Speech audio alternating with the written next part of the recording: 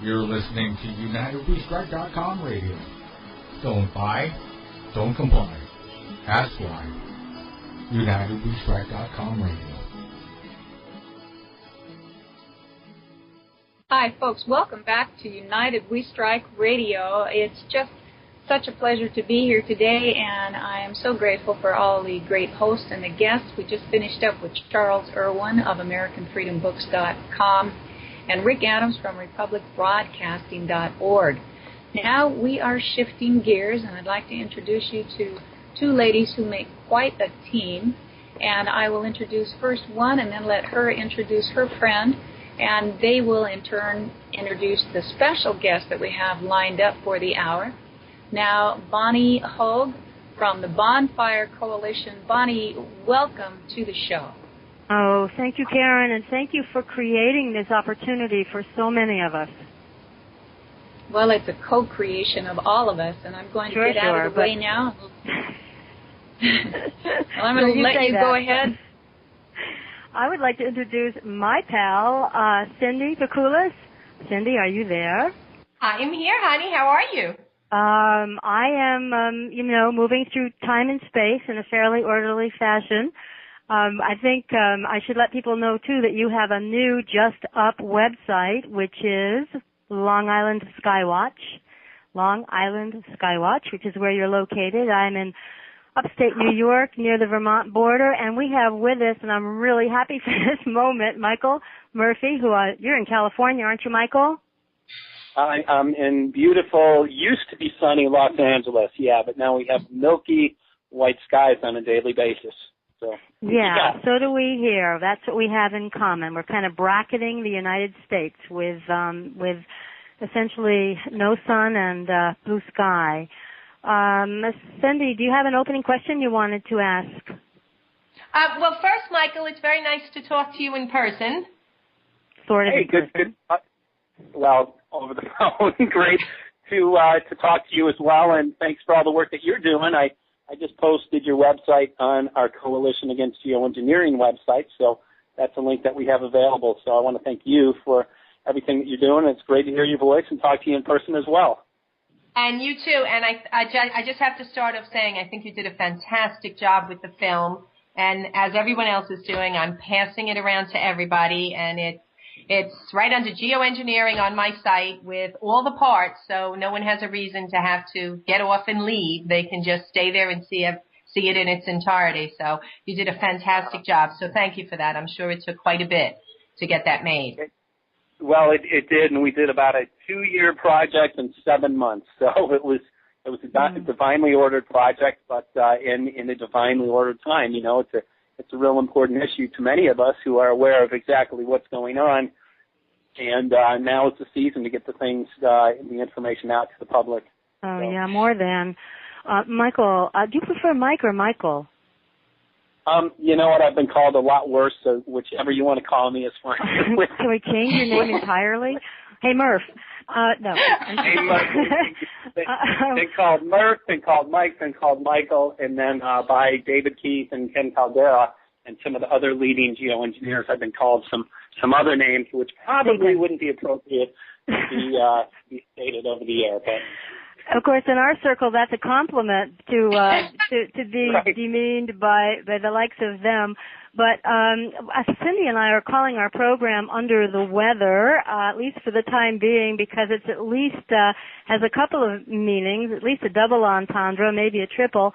But we thought maybe it would be good to talk a little bit about the weather in used to be sunny California, where she is on Long Island, and where I am in eastern New York State, and just tell us about your sky and your weather today. Well, I know you started.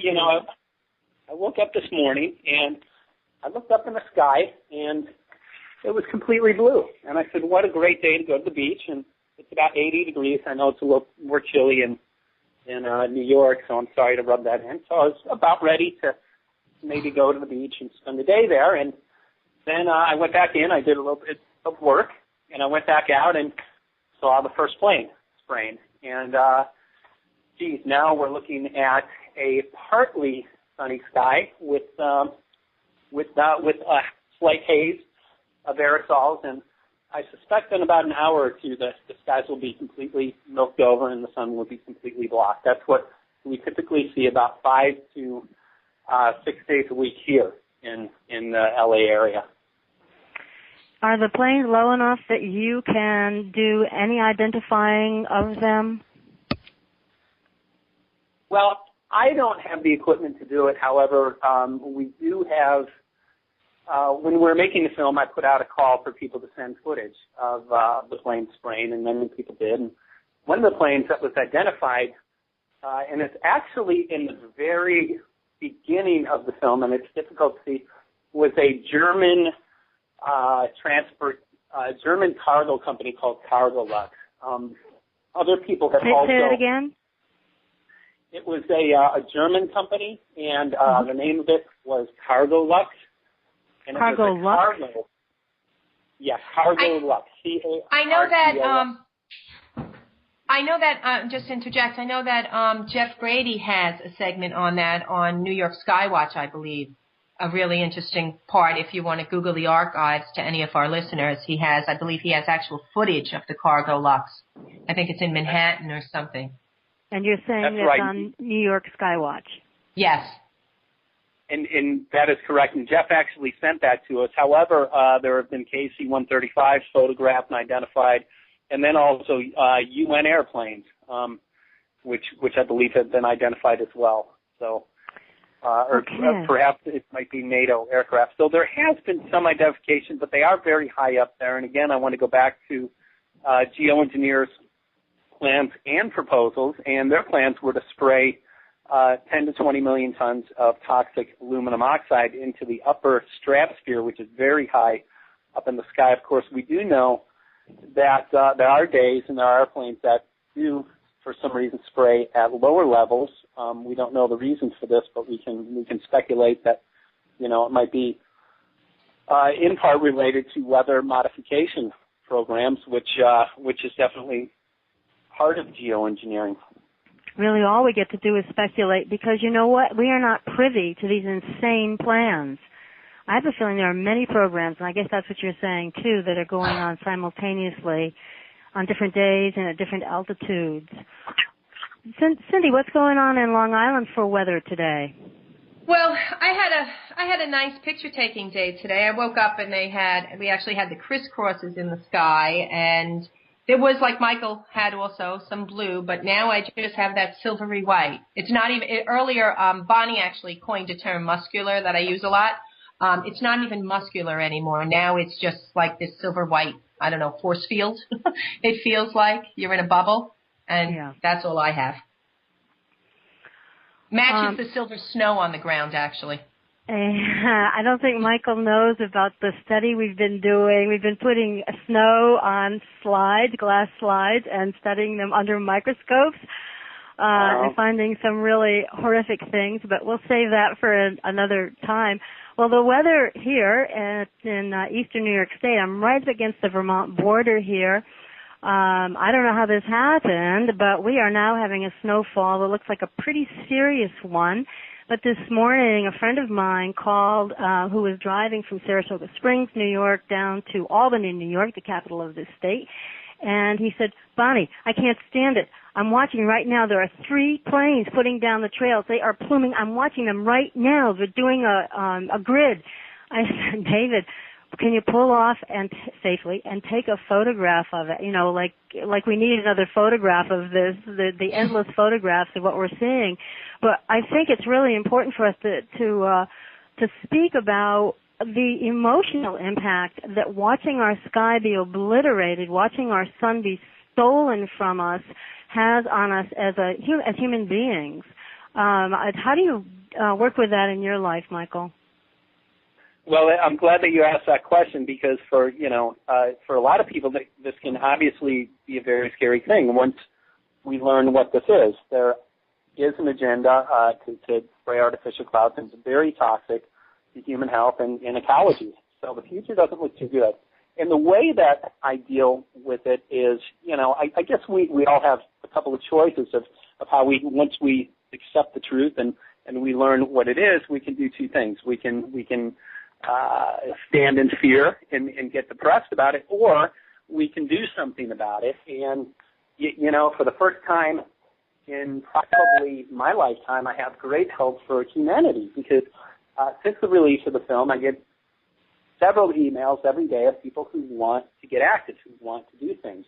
And it's very important. So I think for the human spirit, in order for us to get out of this area of fear or depression, it's very important to get active and to get this message out. And it's so, coming from a teaching background, it's very exciting for me to see people wake up. And one of the things that I do is when they spray, like on days like today, usually I will go out into my neighborhood with DVDs, and I'll hand them out to people in the community. And I also go out with flyers. And it's a great way not only to meet people in your community, but to also point out, you know, something that's very important to all of us.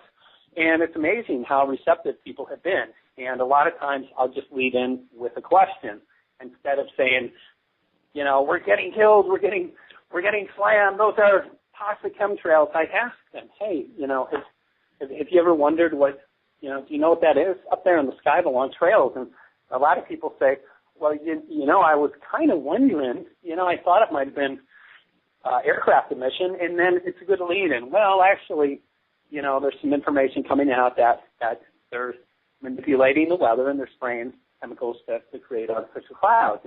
And that's a great lead-in to get people activated and excited. So I don't look at this as a fearful, you know, thing. I look at it as an opportunity to help wake up mankind to the oppression and to the terrible things that are being done. And because of that, we're seeing a bunch of people standing up. For the first time in history, people are waking up to the deceptive nature of those in power. And it's a beautiful thing to see. You know, have we actually, in our conversation already, named this film? Because if we haven't, we should, and if we have, we should say it again. Tell everyone the name of the film, the documentary. That's right. We probably did not mention it. The documentary is What in the World Are They Spraying? And it can be ordered at www.stopspraying.us. So Stop Spraying Us. And it's been incredibly successful. It's had several million views already, and it's just been released in late October. And it's been also translated into about 8 different languages. So it's going around the world and making a huge impact. And essentially what it is, it's a documentary exposing the ongoing geoengineering programs, or also called chemtrail programs, and their threat to not only human health, but also ecologies around the world. And on heavy spray days, a lot of people, you know, can identify with burning eyes, irritability, nausea, heart palpitations, all kinds of adverse effects. And a lot of people, it's important to point that out to them as well. You notice some days that your eyes are burning. Start noticing if the trails are in the sky. And it's a great way to wake people up as well. But anyway, the film has been an incredible success. We ask that anybody who orders the film makes duplicate copies and hands them out for free in support of our vision of making this issue known to all. Michael, so I have a... Go ahead. I have a question. How long, and it's backtracking a little bit, how long from when you became aware did you get the idea to make the film? Well, I really never had the idea of making the film, but it's been about 3 years since I've been aware of the issue. It was relatively early. The first person that told me about it several years ago, I thought they were completely crazy, and didn't put much thought into it. It wasn't until a couple of years later that somebody had pointed it out, and I began getting curious. And I lived in Chicago at the time and noticed that they were spraying on a regular basis and started researching it. Then I moved to Los Angeles about 15 months ago, and I did a short film on Hollywood Boulevard. I noticed that they were supposed to be out here, and I noticed that they were spraying really heavy out in this area, and I did a short film, and it was very effective and very successful. So after that, I went to the geoengineering conference, and I wrote an article about the geoengineers' plans and what they were proposing, spraying 10 to 20 million tons of aluminum into the sky. And I put my email address and also my phone number on it. 1 second, please. I have to take an important call. Well, Cindy, we were thinking also we would ask him how he is sustaining himself while he's doing this work for the whole community. But how are you sustaining yourself while you're doing the work you are for the community? Who, me? Lady. Yeah. Oh, you're back. Yeah, I'm sorry about that. So it was Michael, I'm sorry. Can I ask you, do you have a mic on? I do, because I will not put a cell phone up to my ear. Okay, a speakerphone. Okay. Yeah. So sometimes we get technical difficulties. I know. No, it's okay. I don't like the cell phone up at my ear either. It's just you might come in a little more clearly. We thought you were on a if you had a landline, but never mind. Go ahead. Right. Okay. All right. So you did a film yourself, and then you were, I guess you went to the conference. I think we should let people know this is probably the one in San Diego about a year ago. It was the American Association for the Advancement of Science conference. Oh, yeah. And essentially geoengineers laid out their plans for spraying aerosols into the sky for what they said was the stated goal of cooling the planet.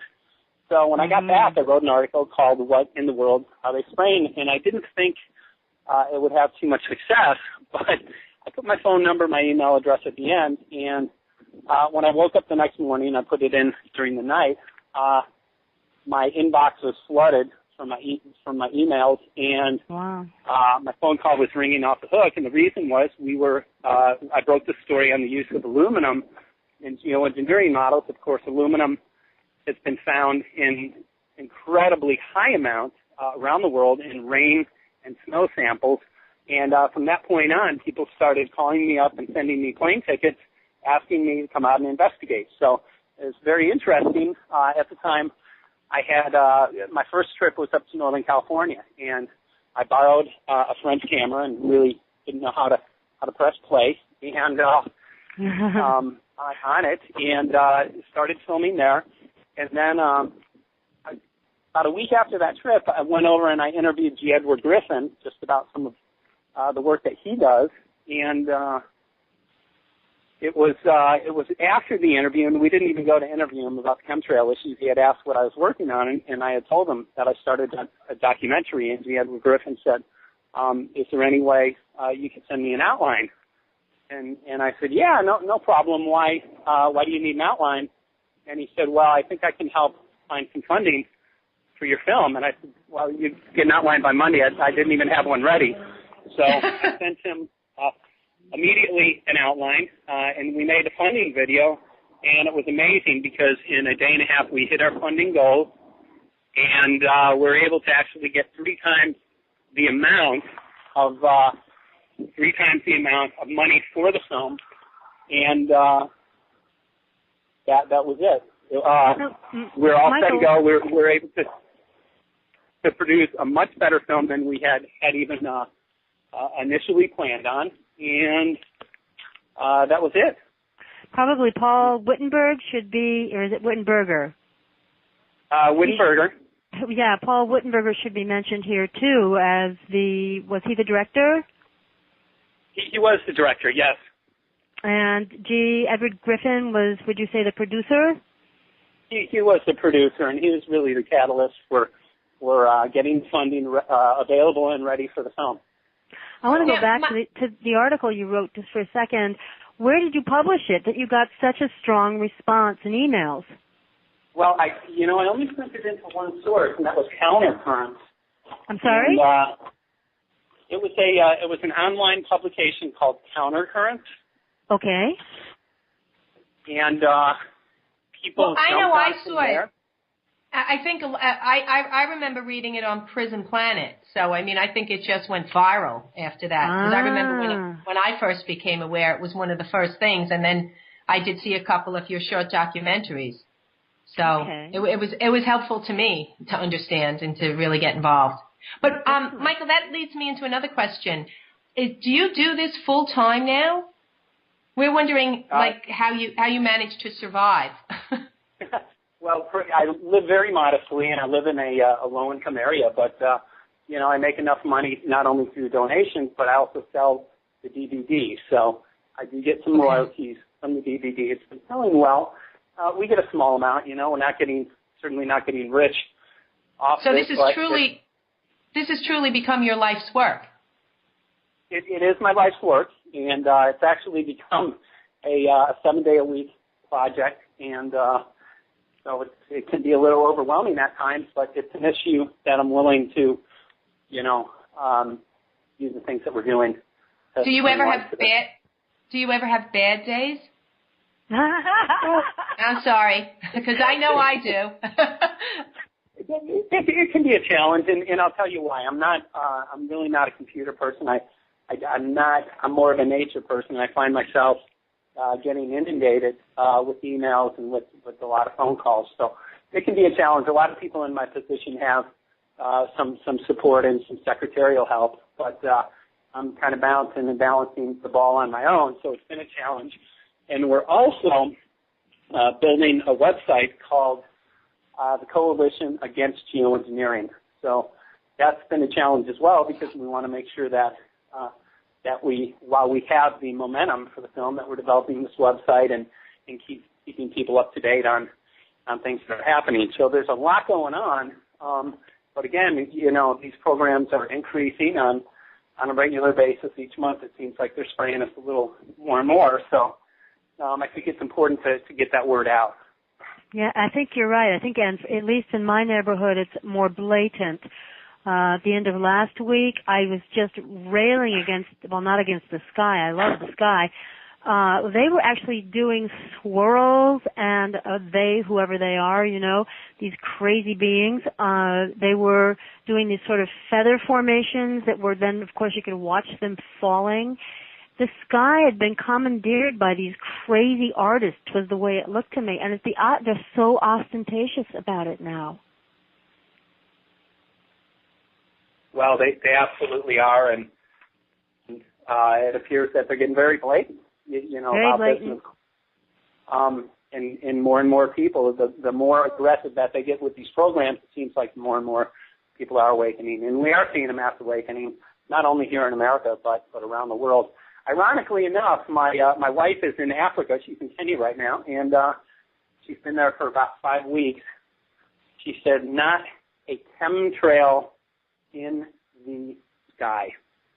Now, let's see. Do you think NATO doesn't fly over that part of Africa? I think that could be it. Someone told me that. Go ahead. Go ahead.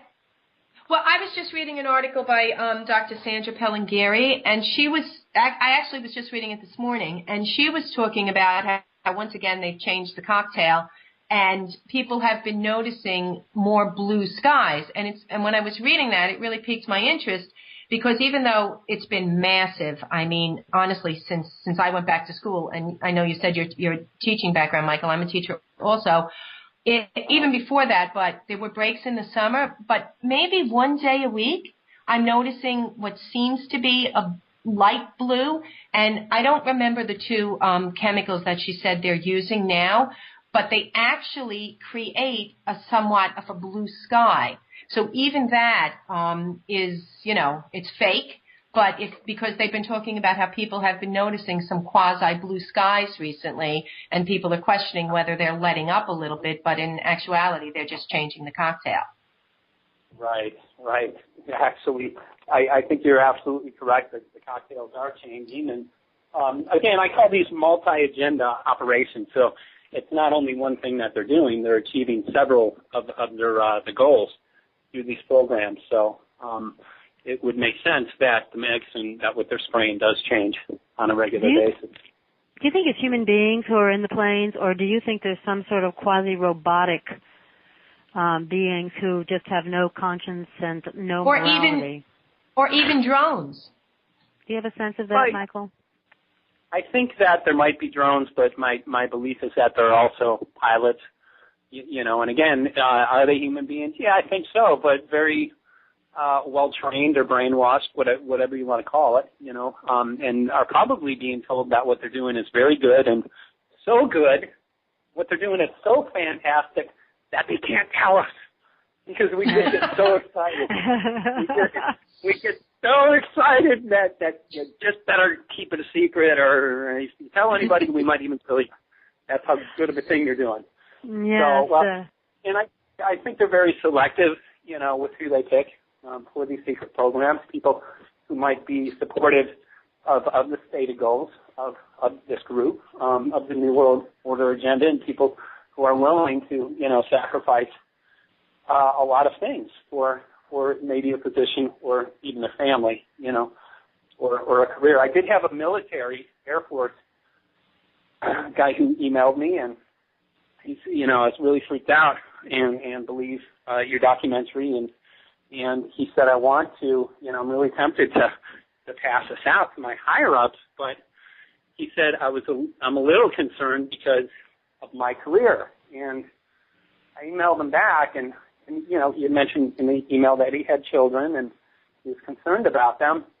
And I emailed him back, and I said, I certainly can understand, the importance if you work very hard on your career. However, if you have children, the future of humanity is dependent upon this. And, I just ask that, you make a decision. What's more important, career or, the future of your family and your health? Well, and that's also, where we're at. You said also feeding your children, but, listen, the atmosphere is feeding our children toxins. So, if one cares about one's children, it's incumbent on us to defend them. My concern is all the other beings who aren't human. Well, such as the animals? Oh, yeah, the whole beautiful planet Earth. Yeah, well, there's no doubt that it's destroying ecosystems around the world. Again, aluminum oxide, which has been found in thousands of times above the normal amount, it does change the pH of soil. So as a result, we're seeing everything that requires an acidic soil to grow, which is dying off. However, there is a new aluminum-resistant seed, which was developed at Cornell University in 2009, and it will grow in this new aluminum-rich soil and this new environment. So a lot of people are concerned that it could be in part an agenda by the GMO seed manufacturers. They certainly could be supporting this to, literally take control of anything that's natural, organic. It appears that what they're doing is trying to literally change and take anything that was under control and authority, under the dominion of nature or under the dominion of God, and now bring it under authority of this multi-corporate governmental organization, which I call the beast. So it's this beast taking what was once controlled by the balance of nature under this corporate control. Unfortunately, it's driven by men and women and people who want this power of God. And even David Keith, the number 3 geoengineer in the world, about a month ago, had publicly stated, he said, geoengineering gives man the power of God. And, these people do crave power, they do crave control. Unfortunately, they don't have the wisdom and they don't have the love. So as a result, they are destroying nature. They are destroying human health. They are destroying ecology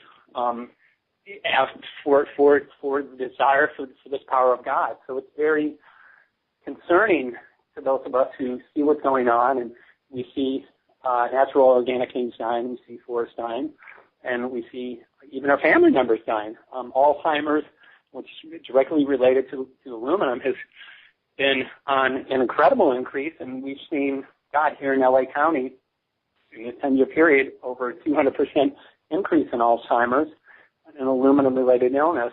Barium is very toxic to human health. It does lower our immune system. We've seen an incredible amount of illness since the inception of these programs. Strontium, which is also being found, is a carcinogen. And so there's no doubt that people are getting sick, that people are dying, but it does fall under, those who support the goals of those who are supportive of eugenics programs. And if anybody questions that there is a group that thinks that we have a population problem, and they desperately believe that it's their job to reduce the Earth's population. I would challenge anybody to look under eugenics, look under the Rockefellers, Rothschilds, even Bill Gates, who, by the way, is a heavy funder into geoengineering. His family has a history of involvement with eugenics programs as well. So, and Monsanto.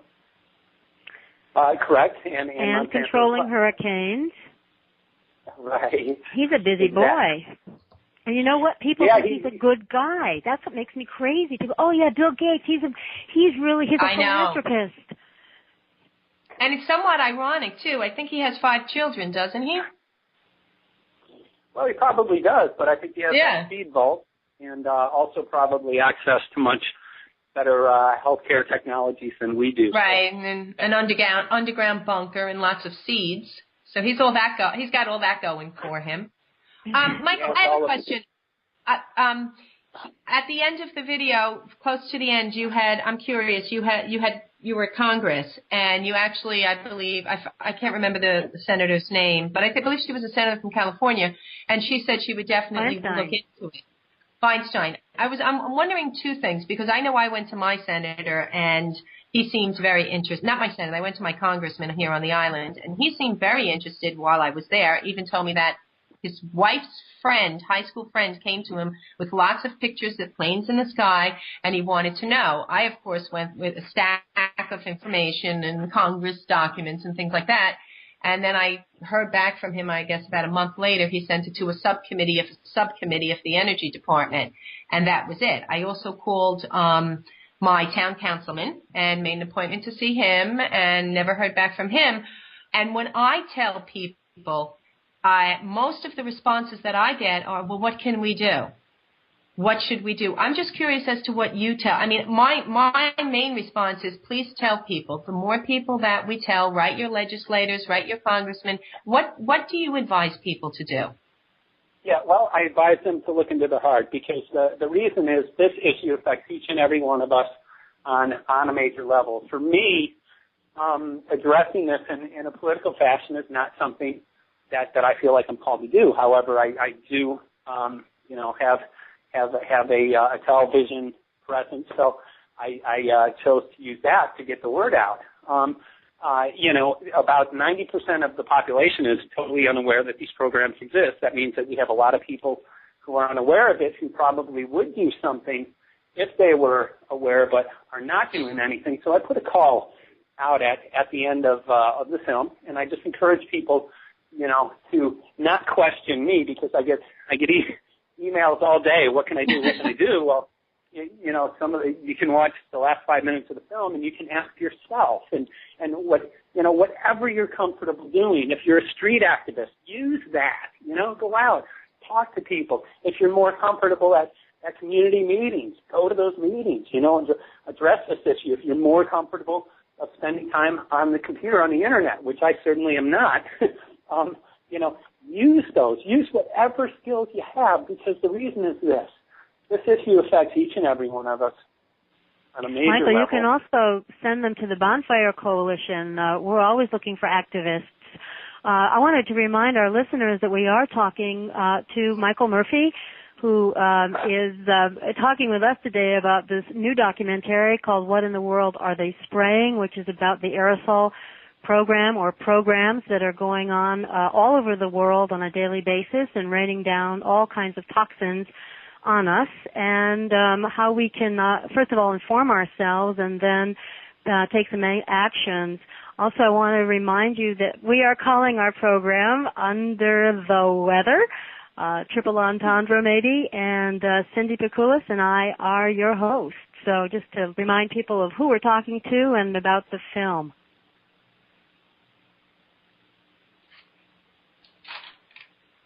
Hello?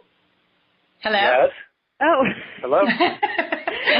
I thought someone was going to come sweeping in there and pick up where I left off. No, that's your job. Michael, what are your future plans now Well, that the film is done? I think I don't have any plans, definitely. I know without a doubt that the film was divinely ordered the way that it came together. We saw literally miracle upon miracle, and I never thought that I would be involved with a feature film, but I guess God had different plans for me. So with that being said, my plans are to continue doing what I'm doing and gathering contacts and gathering information, building the coalition against geoengineering. I just got back from a wonderful trip in Hawaii where I did some screenings of the film and took a much-needed vacation up in the rainforest. As many people know, we filmed for about 5 days in a very remote part of Maui. Maui is getting sprayed very heavily, and they're seeing profound changes within what's being natural and organic. I am planning and do have many screenings. It's amazing. People are organizing screenings, not only here in the U.S., but around the world. And the ones in L.A., I'm coming to, and then I'm open to, I used to live in Chicago, so I have people organizing one in Chicago, and I will be taking a tour again of the Hawaiian Islands. And again, a much-needed rest and break. During that time, I'm going to take some time for myself as well. So right now, we're just promoting the film. However, questions, come in every day about why didn't you cover this in the film? Why didn't you cover that in the film? And I think it's important to address. And the reason was this: during the start of the film, we literally had thousands of ideas, of very important things that need to be covered within this issue, but we had a limited budget and a limited amount of time to fit all of this in, and we really wanted to give the film a travel, kind of a travel background. So to follow us around, we had to cut a lot of that out to bring it down to 96 minutes. But anyways, so with that being said, what we covered was very extensive, however limited because of the size of this issue. So I guess what I'm trying to say is there's a lot that still needs to be covered in regards to this, and I think weather modification is something that needs to be addressed in probably in length and in depth. And I'd love to do an investigation into weather modification. Of course, since the inception of these programs, we've seen an enormous variance of our weather. We see, like on the West Coast, very little rain. And, when the storms come in, it's very common that they start seeding. We can see them spraying the clouds, and barium is a desiccant, so it can dry up, a lot of storms and move that moisture elsewhere.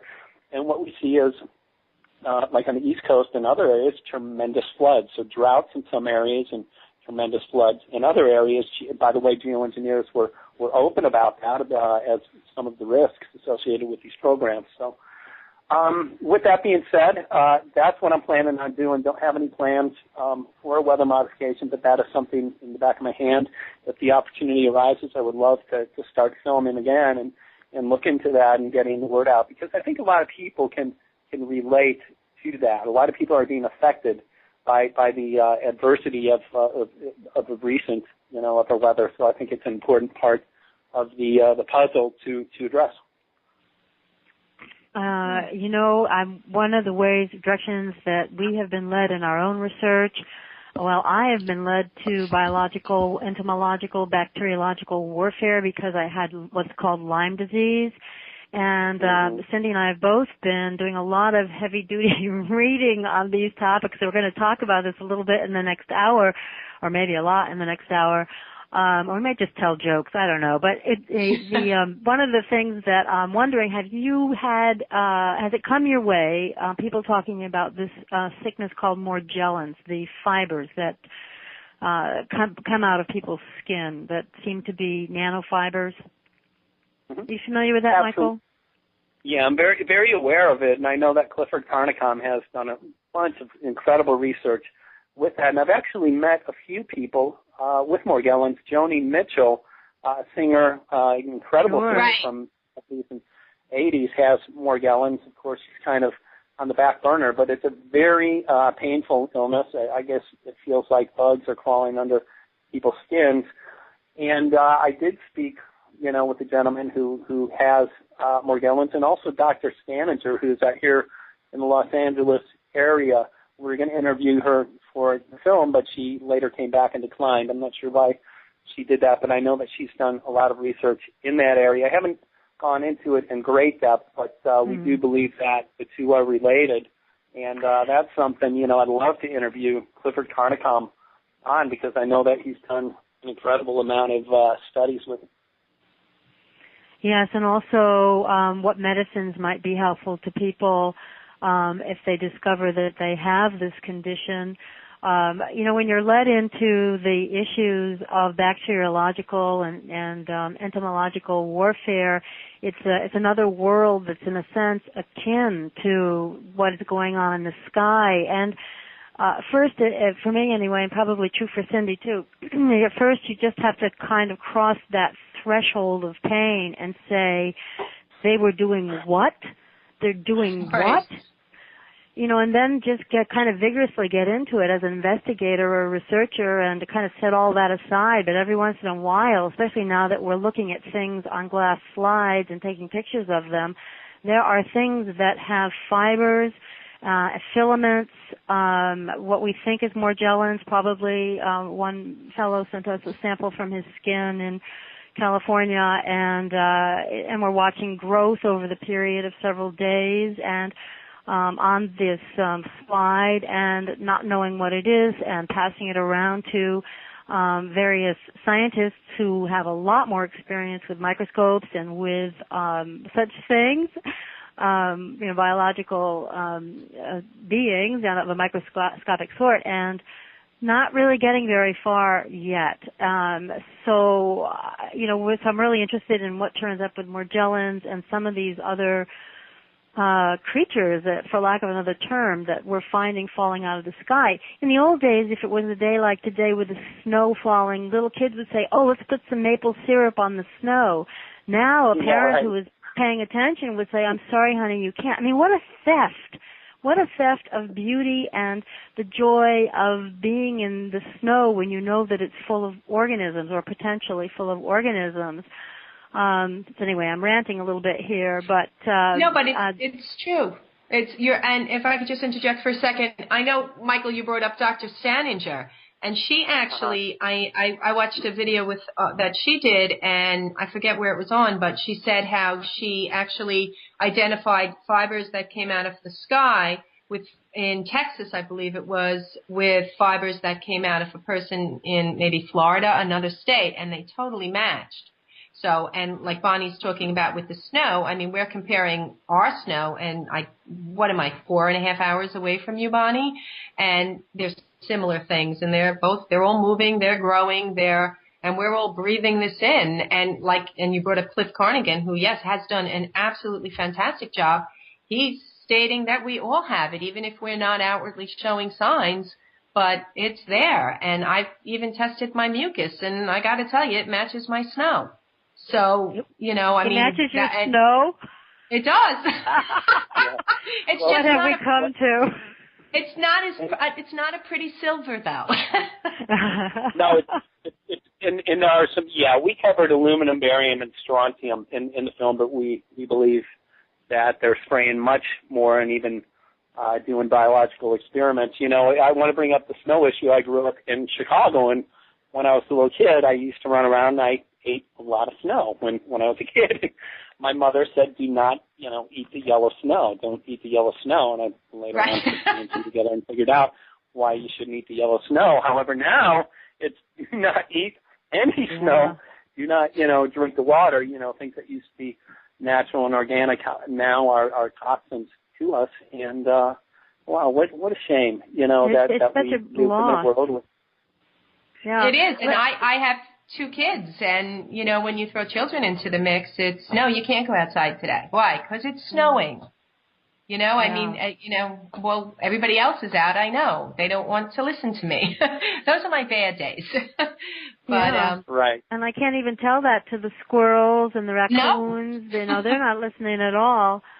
Michael, I just want to remind people that we are speaking with you, Michael Murphy, and the film is called What in the World Are They Spraying? Michael, tell people again how they can get a hold of the film or learn more about it. Absolutely. Well, I would encourage everyone to order the film, and again, people that order the film, we're asking that they make as many copies as possible and hand them out in support of our vision of making this issue known to all. So I have a website that somebody had developed for me called www.stopspraying.us. So it's Stop Spraying Us, and you can order the film there, and I'll make sure that I get it into the mail first thing Monday morning. And, again, there are numerous videos on the Internet. This has gone around the world. It's been translated into many different films. However, addressing this issue and purchasing a copy of the film will help us, it will help me address this on a full-time basis, and any support would be greatly accepted and respected. So thank you. Michael, since we've been kind of guiding this conversation a little bit, Cindy and I, is there something that you really want people to know or to think about or you want to talk about? Well, I just think it's important for the first time in history to, A, look into this, B, get aware of it, and then C, get activated. For the first time, we definitely are under attack. It's very difficult to believe and accept, but the future of humanity is definitely dependent upon this. People are getting sick. People are dying. We do have forests that are threatened. We do have anything that's natural and organic that's being destroyed. It's literally being devastated from these programs. And it's like the elephant in the room. It's very obvious. Once it's pointed out to people, usually they become very aware. It's hard to wake up and walk out your door and see them spraying. I mean, all of my neighbors now are aware of this issue. So, they knock on my door. Hey, can I have more DVDs to hand out? Oh, that's wonderful. Yeah. It hasn't been like that in my community, and I don't think it has in Cindy's. We have had a real struggle with ridicule, trying to bring it also to the media, certainly trying to bring it to our legislators, to no avail, and it has been very, very difficult.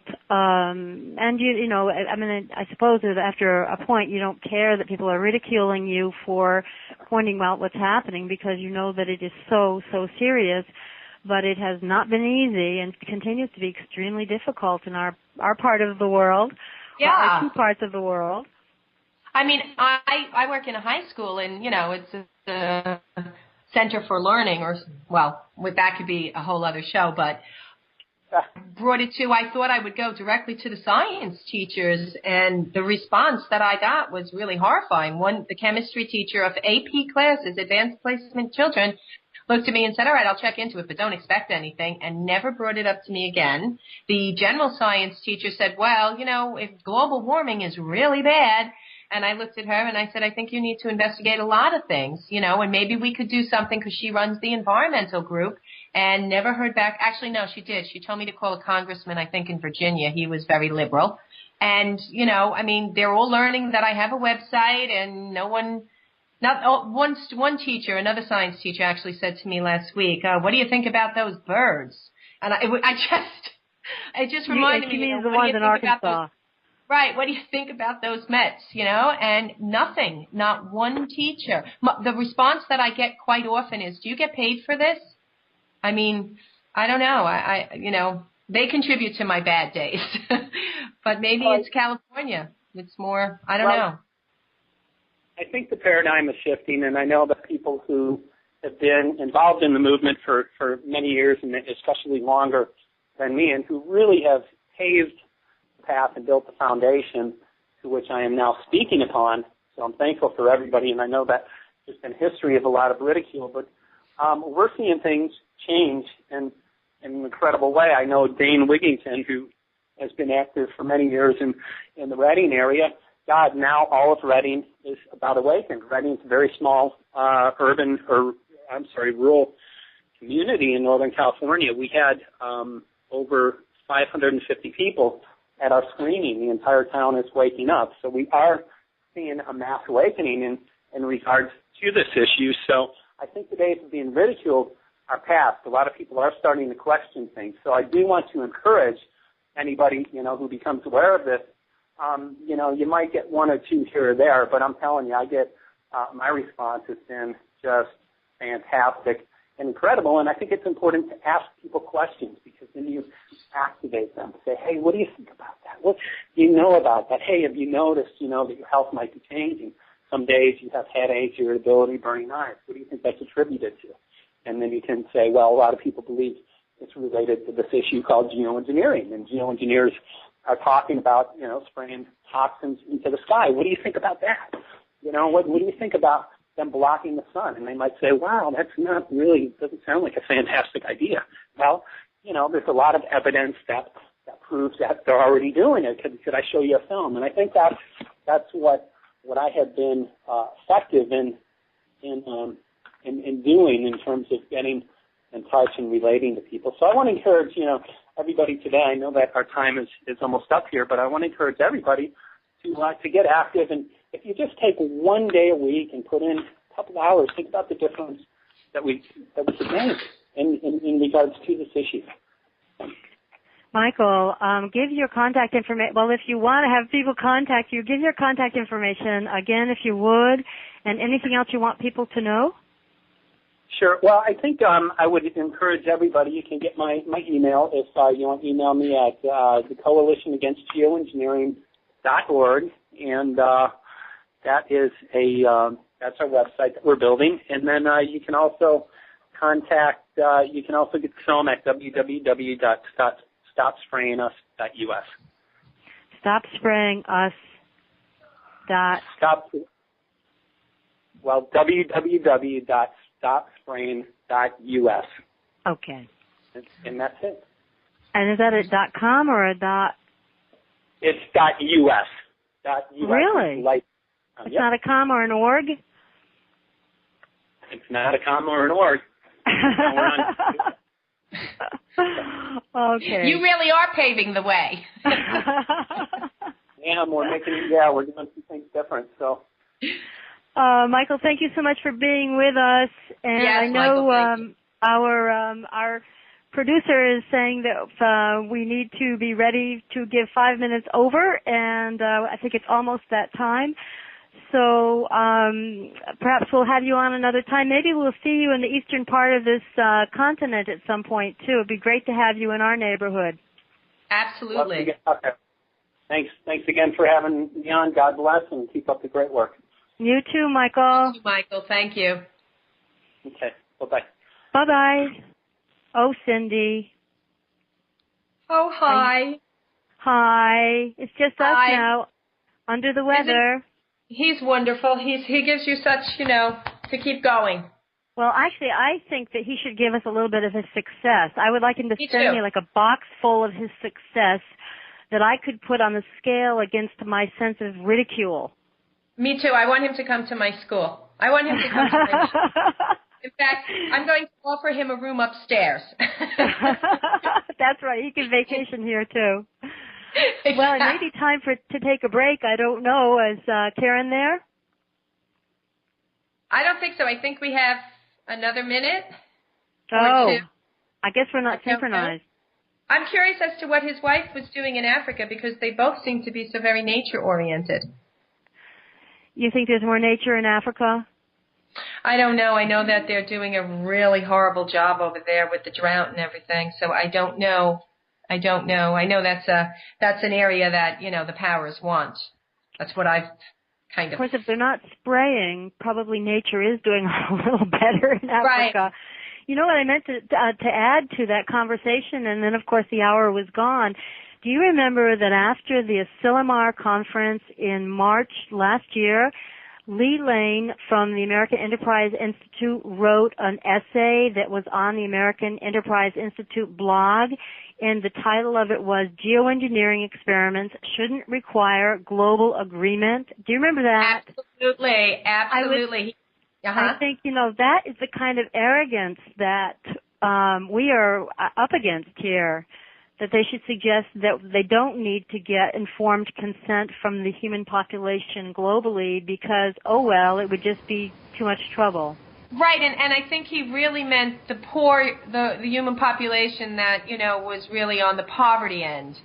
because they really don't know. He kind of intimated that they didn't even really know, that there was anything wrong with the planet. Of course, because they're putting that forward. That they're very ignorant. Right.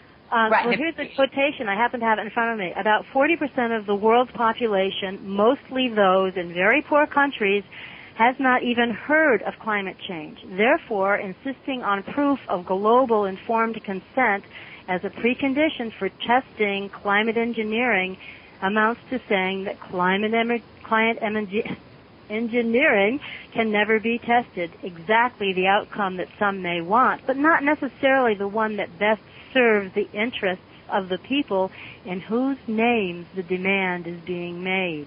Well, it's those people that we have a problem with. But, Bonnie, I was just told that we need to break right now. Bye. Okay. You're listening to UNITEDWESTRIKE.com radio. Don't buy, don't comply. Ask why. UNITEDWESTRIKE.com radio.